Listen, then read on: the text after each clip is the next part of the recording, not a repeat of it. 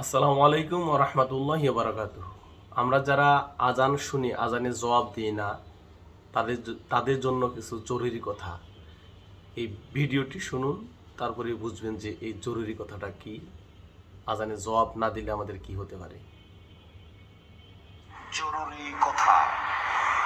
ইবনে আব্বাস রাদিয়াল্লাহু তাআলা আনহু বলেন, রাসূল সাল্লাল্লাহু আলাইহি ওয়াসাল্লাম বলেছেন, ইজা সামিআ আহাদুকুম নিদা, যদি তোমাদের কোন ব্যক্তি আজান শুনতে পায়, ফালাম ইজুবহু, সে যদি আজানের উত্তর না দেয়, ফালা সালাতা লাহু ইল্লা মিন উযরিন, তাহলে জরুরি দুর্ঘটনা ছাড়া তার সালাত কবুল হবে না।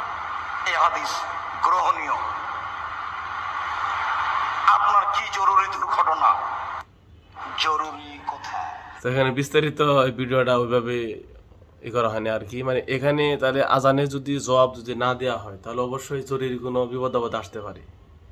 এইভাবে বোঝানো হয়েছে আর কি। জরুরি কোনো সমস্যা হইতে পারে, অতএব আজানের জবাব দিতে হবে, অবশ্যই দিতে হবে। অন্য মনস্ক থাকা যাবে না।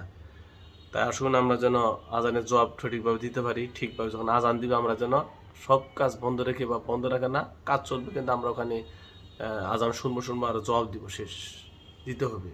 তাহলে কোনো ধরনের বিপদ আসতে পারে অবশ্যই। তাই আসুন আমরা যেন আজানের সঠিক উত্তর দিতে পারি। আল্লাহ রাব্বুল আলামিন আমাদের সকলকে যেন তৌফিক দান করেন। আসসালামু আলাইকুম ওয়া রাহমাতুল্লাহি ওয়া বারাকাতুহু।